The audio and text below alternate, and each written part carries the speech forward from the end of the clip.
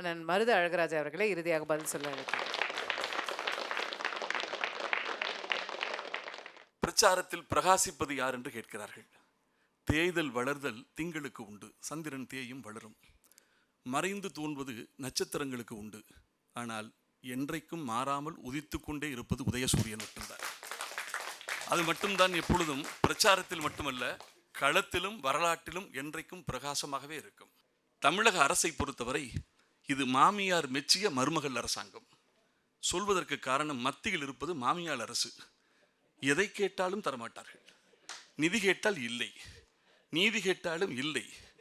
பள்ளிக்கு மாணவர்களுக்கு பணம் கொடுங்கள், ஹிந்தி படிக்கிறாயா தருகிறேன் என்று சொல்வார்கள். எதையுமே இல்லை என்று சொல்லக்கூடிய மத்திய அரசாங்கம் ஒன்றை தந்திருக்கிறது. அது நிதி அமைச்சகம் நிர்மலா சீதாராமன் அவர்களுடைய தலைமையின் கீழ் இருக்க நிதி ஆயோக் என்று சொல்லக்கூடிய அந்த அமைப்பின் கீழ் இந்தியாவிலேயே ஒட்டுமொத்த வளர்ச்சி, உட்கட்டமைப்பு, கல்வி, சுகாதாரம், சமூக நீதி, மகளிர் மேம்பாடு, தொழில் வளர்ச்சி, இவை அனைத்திலும் இந்தியாவிலேயே தமிழகம்தான் முதல் மற்றும் இரண்டாம் இடத்தை பிடித்திருக்கிறது என்கின்ற தரச்சான்றிதழை எங்களுக்கு மாமியார் தந்திருக்கிறார். அதானே, இந்த மாமியார் மருமக சண்டையெல்லாம் வெளியில தான், குடும்பத்துக்குள்ள எல்லாரும் ஒண்ணுக்குள்ள ஒண்ணுதான் அப்படின்னு அக்கா மம்தா பானர்ஜி சொல்றாங்க. இல்ல, அப்படி இருந்தா நீங்க இப்படி எடுத்து பாருங்க. அப்படி இருந்தா அண்ணன் எடப்பாடியார் போட்டியிடுகிற தொகுதியில் மட்டும் தாவேகாவினுடைய 2 வேட்பாளருடைய வேட்பு மனுவும் நிராகரிக்கப்பட்டு விட்டது. நிராகரிப்பது போலவே வேட்பு மனுவை போடுவது எப்படி என்பதை அங்கேதான் கேட்க வேண்டும். அதற்கு பிறகு அவிநாசியிலே எல் முருகன் மத்திய அமைச்சர் போட்டியிடுகிறார். அங்கே தொடர்ந்து வெற்றி பெற்ற சபாநாயகர் தனபால் அவருடைய மகன் அங்கிருந்து விலகி தாவேகாவில் இணைகிறார். அவருக்கு இடம் எங்கே கொடுத்திருக்கணும்? அவிநாசியில் கொடுத்திருக்கணும். ஆனால் எல் முருகனுக்கு இடம் அளித்து ராசிபுரத்திற்கு போ என்று அவர் மகனை அங்கே அனுப்பியிருக்கிறார்களே. எதற்காக? பெரம்பூரிலே பாமகவுக்கு இடம் கொடுத்து விட்டு அதிமுக ஒதுங்கி கொண்டது ஏன்? பல்லாயிரம் கோடி அதிபதி, தமிழ்நாட்டிலேயே பெரிய பணக்காரர், லாட்டரி அதிபர் மனைவி, லால்குடியிலே போட்டியிடுபவரை கிழக்கு தொகுதியிலே இவர் ரீமா ரோஸ், அவர் ஜோசப் விஜய் தானே, ஏன் அங்கே திருச்சி கிழக்கு தொகுதியிலே போட்டியிட சொல்லி இருக்கலாமே? இப்பொழுது இவையெல்லாம் இயற்கையாக நடந்ததா? இல்லை. திராவிடத்தை வீழ்த்துவதற்கு கூட்டணி வச்சுட்டாங்களா? ஏங்க, திராவிடத்தை உண்மை மேடையிலே இருப்பதை பார்க்காதீங்க. மேடைக்கு பின்னால் ஒரு கூட்டணி இருக்கிறது, அதை நீங்க பார்க்கணும். கிரிக்கெட் போட்டியில ஜிம்பாப்வே வரும், புதுசா அமெரிக்காலேருந்து கூட வருது டீம், கனடா வரும். எல்லா டீமையும் வந்தாலும் கோப்பையை வெல்வது இந்தியா டீம் தான். அதுபோல இன்றைக்கும் 2026 கோப்பையை வெல்ல போகிறது இந்தியா அணிதான் என்று சொல்லி ஒருவன் திருமண வீட்டுக்கு போயிட்டு வந்து புலம்பிக் கொண்டிருந்தார். நல்ல செருப்புங்க போச்சுங்க அப்படின்னா. என்னாச்சுன்னு கேட்டேன். தாலி கட்டும்போது கூட பார்த்தேன், மணமேடையிலேருந்து பார்த்தேன் கிடந்துச்சு, வந்தியில் சாப்பிடும்போது கூட பார்த்தேன் கிடந்துச்சு, மொய் எழுதும்போது கூட பார்த்தேன் கிடந்துச்சு, வந்து பார்த்தா காணுங்க. அப்புறம் என்னாச்சு அப்படின்னு. அப்புறம் என்ன பண்ணுறது, ஏன் செருப்பை தான் போட்டு வந்தேன் அப்படின்னா. அவன் அந்த செருப்பை குறிவாத்து வச்சுருந்துருக்கேன், அதை எவனும் எடுத்துகிட்டு போயிட்டான். அதுபோல் எங்களுக்கு விசிக கூட்டணிக்கு வரும், எங்களுக்கு காங்கிரஸ் கூட்டணிக்கு வரப்போகிறது, எங்களுக்கு தமிழக வெற்றி கழகம் வரப்போகிறது, கொடி பறக்குது பாத்தியா, பிள்ளையார் சொல்லி போட்டாங்க பாத்தியா என்றெல்லாம் காத்திருந்து ஒருவரும் வராத நிலையில் கையிலேயே ஒரு கட்சி இருக்கு, அது பாஜக. அவர்களுக்கு இவரை விட்டால் வழி இல்லை, இவருக்கு அவர்களை விட்டால் வழி இல்லை. நாங்க டெல்லிக்கு போனோம்னா உரிமையை கேட்க போவோம், அதை கூட கர்ச்சி போச்சு மூஞ்சியை மூடிக்கிட்டு போகவே மாட்டோம். ஒரே காரில் போவோம், ஒருபோதும் கார்களையும் கால்களையும் மாற்ற மாட்டோம்.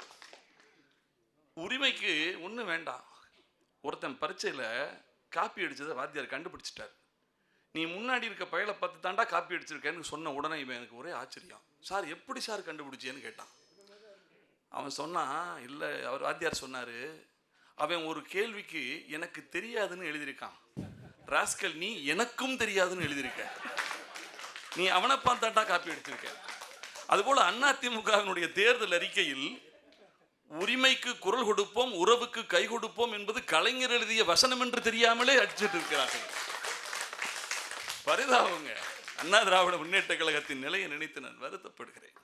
நான் ஒன்று சொல்றேன். இங்க பேசும்போது சகோதரர் சொன்னாங்க, சகோதரர் பாபு முருகவேல் கண்ணியத்தோடு எடப்பாடி பேசுகிறார். சீர்காழியில் இன்றைக்கு பேசியிருக்கிறார். சீர்காழியில் கொரோனாவில் முதலமைச்சர் போயிருப்பாரு. இன்றைய முதலமைச்சரை கொரோனாவில் போயிருப்பாரு. இது இன்றைக்கு. நேற்றைய முதல் நாள் பேசினாரு துணை முதலமைச்சர். அதில் இந்த பால்டாயில்னு ஒன்று சொல்லி அதில் செத்துருந்தாருன்னா நல்லா இருந்திருக்கும். துணை முதலமைச்சர் செத்துருந்தா நல்லா இருக்கும். முதலமைச்சர் இன்னைக்கு போயிருப்பாரு. துரைமுருகனுக்கு 86 வயசாச்சு, எந்திரிக்கவே முடியல. உனக்கு எதுக்கு எம்எல்ஏ சீட்டு?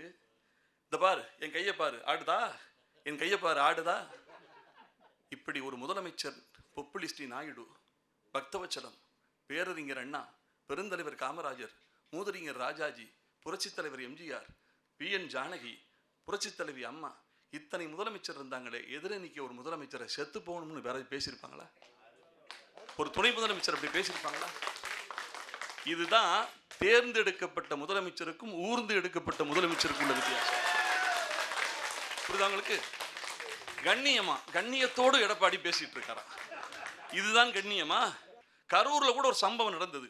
அவர் சொன்னாரு, நீங்க 20 கோடியை ஏமாத்திட்டீங்க, 30 கோடியை கணக்காட்டல, 30 கோடியை கணக்காட்டல. எங்களுக்கு நீங்க கோடி கோடி என்று ஏதோ கணக்கு சொல்றீங்க. உங்களை சுத்தி பூராமே 41 பாடி, தஞ்சாவூர்ல 6 பாடி, மதுரையில் 2 பாடி. உங்கள் அரசியல் பாடியை சுத்தியே இருக்கு. வருத்தமாக இருக்கிறது. நாட்டை ஆட்சி பிடிக்க வேண்டும் என்று சொன்னால் எப்படி உழைக்க வேண்டும்? 2 திராவிட இயக்கங்களுக்கு மாற்றாக நான் வர வேண்டும் என்று சொன்னால், மாற்றம் எனது மாநில தத்துவம் மாறாதிருக்க யான் விளங்கல்ல என்று சொன்னான் கண்ணதாசன். மாற்றம் வேணும் தான் சார், ஆனால் அந்த மாற்றத்திற்கு நீங்கள் தகுதியானவரா? தங்கத்தை தரமில்லை என்று சொன்னால் நீங்கள் உரைகளாக இருக்கணும். நீங்க துருப்பிடித்த தகரத்தினும் மோசமானவர்கள். ஒரு ஏழை பிள்ளை, ஒரு பிள்ளை உன் மேல வசிக்கப்பட்டு உன் நடிப்பில் ஆசைப்பட்டு வர்றான்னு சொன்னா, அவனுக்கிட்ட போய் 100 ரூபாய் டிக்கெட்டை 2000 ரூபாய்க்கு விற்கிறிய. நீ ஆட்சிக்கு வந்தால் எதை விற்ப? எதையெல்லாம் விற்ப? சொல்லு பார்க்கலாம். கருப்பு பணத்தை கையால் தொடாதவரா விஜய்? சொல்லுவா பாப்போம். உங்களுடைய வரும் நீங்கள் அபிடவிட் தாக்கல் பண்ணிருக்கீங்களா? எடுத்து பாருங்க. 20, 21 8 கோடி கணக்கு காட்டி. சார், ஓனரே துணை முதல்வர் தானா? அதைத்தான் நான் சொல்றேன். நான் என்ன சொல்றேன், ஓனர் படம் எடுக்கிறான்னு சொன்னா பல பேரிடம் வாங்கி ஃபைனான்ஸ் வாங்கி கொடுப்பாங்க சார். கையில் வைத்திருப்ப பணத்தையே நடிகருக்கு கொடுக்கணும் என்று கிடையாது. பணத்தை புரட்டி, பணத்தை திரட்டித்தான் படம் எடுப்பார்கள். அதனால ப்ரொடியூசரே கொடுக்கிறாருன்னா அது ப்ரொடியூசரோட சொந்த பணம் அல்ல.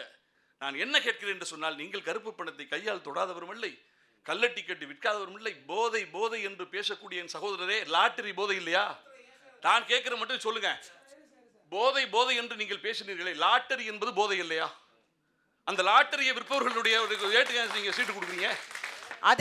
அதே லாட்டரி அதிபர் நன்கொடை கொடுக்கும்போது ஜாலியா இருந்தான்னு கேட்கிறேன். தொழிலதிபர் அடிப்படையில் அரசியல் கட்சிகளுக்கு நிதி கொடுப்பது என்பது இந்த நாட்டில் மட்டுமல்ல, எல்லா நாடுகளிலும் இருக்கிறது. ஆனால் அப்படி வாங்கிய நிதிக்கு அவருக்கு ஏதாவது லாட்டரியை நாங்கள் கொடுத்துருமா? சொல்லுங்க. லாட்டரி நீங்க லாட்டரி விட்டுக்கொள்ளுங்க என்று நாங்கள் சொன்னோமா? சொல்லலையே. தீய சக்தி போன தேர்தலில் கருப்பு சிவப்பு வண்ணம் பூசிய சைக்கிளில் போய் உதயசூரனுக்கு ஓட்டு போட்டது உங்க தலைவர் தானே? இதை சொன்னது யாரு? உங்க கட்சியின் பொதுச் செயலாளர் ஆதவ் அர்ஜுனா தானே? 4 வருஷத்துக்கு முன்னாடி ஓட்டு போடும்போது திமுக தூய சக்தியா, நீங்க கட்சி ஆரம்பிச்ச உடனே அது தீய சக்தியா மாறிடும். இது சுயநலம் இல்லையா? இதை மக்கள் யோசிக்க மாட்டாங்களா? அடுத்து சொன்னாரு, நான் அந்த அம்மாவை ஏன் அங்கே நிக்கலைன்னு சொன்னதுக்காக நான் அப்படி சொல்லலை. திராவிட முன்னேற்ற கழகத்தின் உயிர் நாடியே மத எதிர்ப்பு தான். நாங்கள் சாதின்னு சொல்லாவே சதிக்கு கால் முளைத்தால் தான் அது சாதி. திராவிட முன்னேற்ற கழகம் சாதி பார்க்காது, திராவிட முன்னேற்ற கழகம் மதம் பார்க்காது. நாங்கள் என்ன சொன்னோம்னா, உண்மையாகவே தமிழக வெற்றி கழகத்தின் மீது உங்களுக்கு மிக கடுமையான எதிர்ப்பு இருக்குமானால் நீங்கள் என்ன பண்ணியிருக்கணும்? பெரம்பூரில் பாமக கொடுத்துட்டீங்க. அங்கே கிழக்கில் வேட்பாளர் யாருன்னு சொல்லுங்க பார்க்கலாம். விஜய் எதிர்த்து போட்டியிடக்கூடிய அதிமுக வேட்பாளர் உங்களுக்கு யாருக்காவது பேர் தெரியுமா? ஆனால் லால்குடியில் 6000 கோடி கணக்கு காட்டிருக்கக்கூடிய அந்த அம்மையாவை தெரியும்ல, அவர்களை கொண்டு அங்கே போட வேண்டியதானே? இதையெல்லாம் மக்கள் கண்கொண்டு பார்ப்பார்கள். பகுத்தறிவிலே பண்பட்ட மக்கள், தமிழகத்து மக்கள் சீர்தூக்கி பார்த்து வாக்களிப்பார்கள், செம்மையோடு வாக்களிப்பார்கள். என்னை எழுதி வைத்துக் கொள்ளுங்கள். பெஸ்ட் சிஎம் அவர்தான் 2066 நெக்ஸ்ட் சிஎம் என்று சொல்லி வாய்ப்புக்கு நன்றி கூறி விடைபெறுகிறேன். நன்றி, வணக்கம். இனி செல்லும் இடமெல்லாம் செய்தி. தந்தி டிவியின் வாட்ஸ்அப் சேனலை ஃபாலோ பண்ணினா செல்ல இருக்கும் இடமெல்லாம் செய்தி. இதோ QR கோட் இப்பவே ஸ்கேன் பண்ணுங்க, ஃபாலோ பண்ணுங்க.